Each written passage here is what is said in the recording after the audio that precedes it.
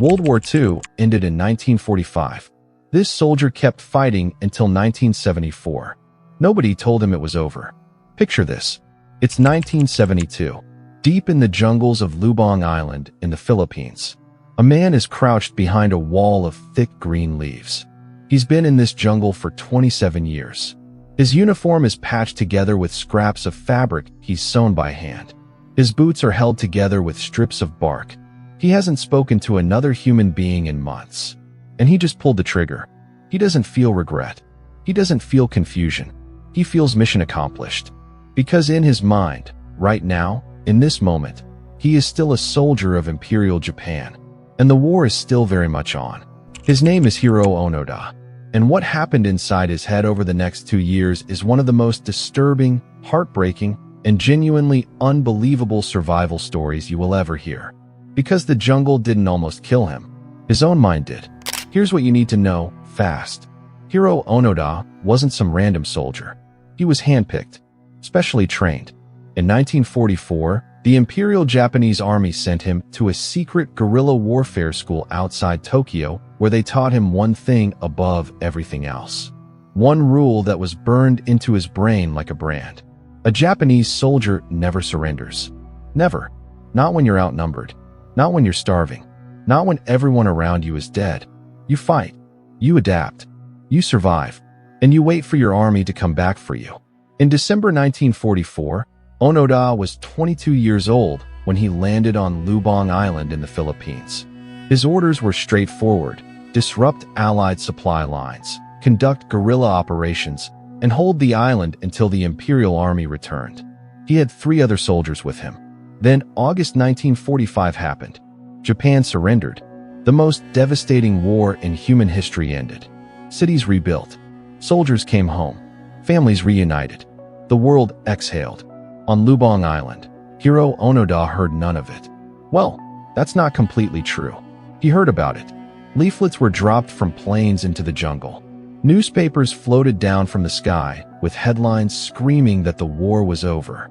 His commanding officers had literally surrendered, but his training was too strong. His mind looked at every single piece of that evidence and reached one conclusion: enemy propaganda. And that one decision, that one locked-in belief, set the clock on 29 years of jungle survival that the world had never seen before and will likely never see again. Let me tell you how this gets so much worse. In those early years, Onoda wasn't alone. He had 3 comrades with him: Yuichi Akatsu, Siochi Shimada, and Kinshichi Kozuka. For soldiers, hiding in the Philippine jungle, absolutely convinced they were still fighting an active war. The first crack came in 1950. Private Akatsu slipped away from the group one night. He surrendered to Filipino authorities. Onoda watched him walk out of the jungle and never come back. You know what Onoda concluded? Captured or executed. He didn't consider for even 1 second that his comrade had simply chosen to go home. He doubled down. Now here's the part that really gets under your skin. The Japanese and Philippine governments didn't just drop leaflets once. They dropped thousands of them. Over years. Official documents. Photographs. Letters from Onoda's own family. His mother. His brothers. Begging him to come home. These weren't fakes. These weren't tricks.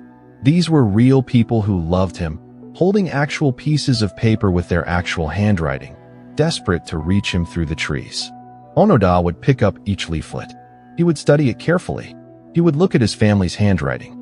And then his trained mind would do what it was built to do. It would find a reason to reject it. The enemy is sophisticated. This is exactly what they would do. This is a trick to break my will. His mind had become a fortress. And the terrifying thing about a fortress is that it keeps threats out. But it also keeps the truth out. Meanwhile, the physical reality of the jungle was relentless.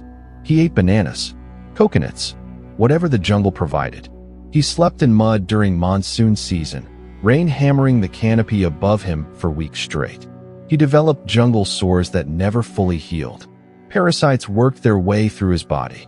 His muscles ached from decades of crouching, crawling, and staying still for hours at a time. But every single day, he cleaned his rifle. That rifle stayed in perfect working condition for 29 years. Let that sink in. The man's body was falling apart around him, but that weapon was immaculate. That tells you more about Hiroo Onoda's mental state than any psychiatrist's report ever could. The rifle was his mission made physical. As long as it worked, the mission was real. Between 1945 and 1972, Onoda and his remaining companions raided local villages for food and supplies. They engaged in skirmishes with Filipino police and soldiers. At least 30 people died in these encounters. Farmers, local officers, people just trying to live their lives on their own island. Onoda believed every single engagement was a legitimate act of war, because in his mind it was. Then 1972 arrived. His last companion, Kinshichi Kozuka, was shot and killed by Filipino police during a raid on a rice storage facility. 1 second he was there, the next second he was gone. And then Hiroo Onoda was truly, completely, totally alone. No voices, no footsteps behind him, no one to confirm his reality, no one to share the silence with. Just the jungle and the sound of his own breathing, and a war that had been over for 27 years. This is the part of the story most people skip over. But this is the part that matters most. How do you survive alone in a jungle for years? How do you keep your mind from shattering like glass? Onoda had a system, and it's brutal in how simple it is. Every single day, he gave himself a mission. Not a big one. Not win the war. Just today's mission. Patrol this ridge. Check this trail. Maintain the rifle. Find food before nightfall. Small targets. One after another. Never let a day become formless. Never let the hours turn into a gray blur where your mind starts asking questions you can't answer. Because those questions were deadly. You have to understand, the human brain is not built for total isolation. Studies on prisoners placed in solitary confinement show that the mind begins to fracture within days. Hallucinations, paranoia, emotional collapse. And those people had walls around them, food delivered to them, guards walking past their doors, proof that the world still existed. Onoda had none of that, so he created structure. Rigid, military structure. Wake at the same time. Morning patrol. Weapon maintenance. Food gathering. Evening patrol. Sleep. Repeat. The routine became his sanity. It was the skeleton that held him upright when everything else wanted to collapse. He also talked to himself. Not in a broken way, in a deliberate way. He mentally recited training drills. He worked through tactical problems out loud. He kept his own voice in his ears so the silence couldn't move in and take over. But the body was breaking down. By the late 1960s, Onoda was in his mid-40s. He'd spent over 2 decades sleeping on jungle floors, eating whatever calories he could find, moving through terrain that chewed through younger men in weeks. He was lean to the point of being skeletal at times. His skin was permanently damaged from sun and insects. His joints ached in ways that never went away. And then there were the things his mind wouldn't let him feel. He carried photographs of his family. Somewhere, buried under the mission, under the training, under every wall his mind had built, he knew time was passing. He knew his parents were getting old. He knew the world was moving forward without him. But grief requires you to accept loss. And accepting loss meant accepting that something was over. That the war might be over. That he might be wrong. His mind would not go there. So the grief stayed buried, alive under everything else, slowly poisoning him in ways he couldn't even name. By the early 1970s, the Philippine government had sent actual military search parties into the jungle specifically to find him. His own family recorded audio messages that were played on loudspeakers mounted on trucks that drove along the jungle's edge. Imagine that. His brother's voice, crackling through a speaker, floating through the trees. "Hiroo, come home. The war is over. Please come home." Onoda heard it. He stayed completely still. He waited for the truck to pass. And then he concluded, sophisticated enemy psychological operation. Too risky to respond. The jungle wasn't his prison. His own mind was. And he had built that prison himself, brick by brick, with the very tools that had kept him alive. In 1974, a young Japanese adventurer named Norio Suzuki told his friends he was going to the Philippines. His goal, and I promise you this is real, was to find 3 things: Lieutenant Hiroo Onoda, a panda bear, and the abominable snowman. In that order. His friends thought he'd lost his mind. Norio Suzuki found him. He walked into the jungle on Lubang Island, set up camp, and waited. And one day, a ghost emerged from the trees. Thin, weathered, eyes sharp as a hawk's, rifle in hand. Hiroo Onoda. They talked. For the first time in years, Onoda sat across from another human being and had a conversation. Suzuki wasn't military, wasn't government. He was just a young guy who genuinely wanted to find him. And something about that, the total absence of threat, cracked the wall just slightly. But Onoda would not lay down his weapon. Not without orders. Not without a direct command from a superior officer. That was his line. That was the last wall. Suzuki went back to Japan and did something nobody else had thought to do. He found Onoda's former commanding officer, Major Yoshimi Taniguchi, the man who had given Onoda his original mission back in 1944. Taniguchi was 73 years old now. He'd been running a quiet bookshop for years. He agreed to go. Taniguchi flew to the Philippines. He walked into the jungle, and he stood in front of Hiroo Onoda, the soldier who had waited 29 years for exactly this moment. And he delivered the order. The mission is over. The war ended in 1945. Stand down. Onoda later described what happened inside him in that moment.